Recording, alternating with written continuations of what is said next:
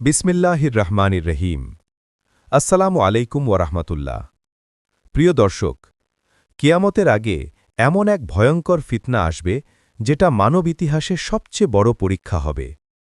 আর সেই ফিতনার নাম হল দাজ্জাল।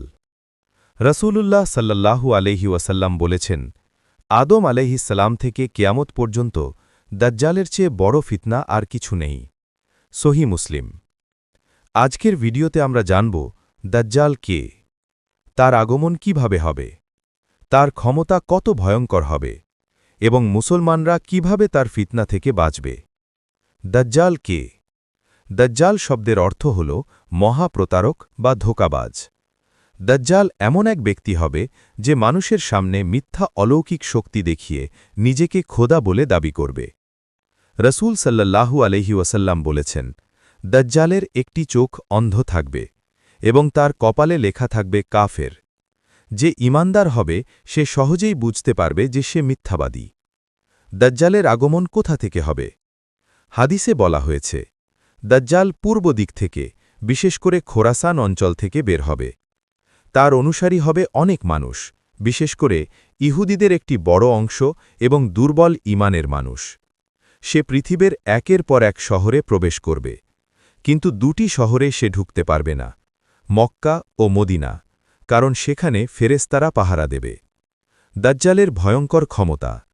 দাজ্জাল মানুষের সামনে এমন সব কাজ করবে যা দেখে মানুষ অবাক হয়ে যাবে। হাদিসে এসেছে, সে আকাশকে বলবে বৃষ্টি বর্ষণ করতে, জমিনকে বলবে ফসল ফলাতে, সে মৃত ব্যক্তিকে জীবিত করার মতো দৃশ্য দেখাবে। এসব দেখে অনেক মানুষ তাকে সত্য মনে করবে, কিন্তু এগুলো হবে আল্লাহর পক্ষ থেকে পরীক্ষা। দাজ্জাল পৃথিবীতে কতদিন থাকবে? রসূল সাল্লাল্লাহু আলাইহি ওয়াসাল্লাম বলেছেন, দাজ্জাল পৃথিবীতে থাকবে ৪০ দিন, কিন্তু সেই দিনগুলো স্বাভাবিক দিনের মতো হবে না। প্রথম দিন হবে ১ বছরের মতো, দ্বিতীয় দিন হবে ১ মাসের মতো, তৃতীয় দিন হবে ১ সপ্তাহের মতো, আর বাকি দিনগুলো হবে সাধারণ দিনের মতো।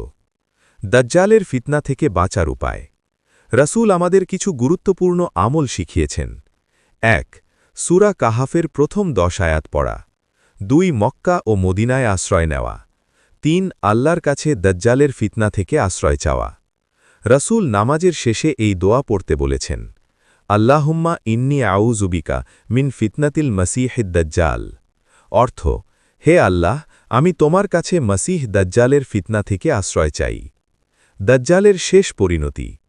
যখন পৃথিবীতে দাজ্জালের ফিতনা চরম পর্যায়ে পৌঁছাবে, তখন আল্লাহ তাআলা হজরত ঈসা আলাইহিসসালামকে আসমান থেকে পৃথিবীতে অবতরণ করাবেন। হজরত ঈসা আলাইহিসসালাম ফিলিস্তিনের লুদ নামক স্থানে দাজ্জালকে হত্যা করবেন। এভাবেই শেষ হবে পৃথিবীর সবচেয়ে বড় ফিতনা। প্রিয় দর্শক, দাজ্জালের ফিতনা এত ভয়ঙ্কর হবে যে শক্ত ঈমান ছাড়া কেউ টিকে থাকতে পারবে না।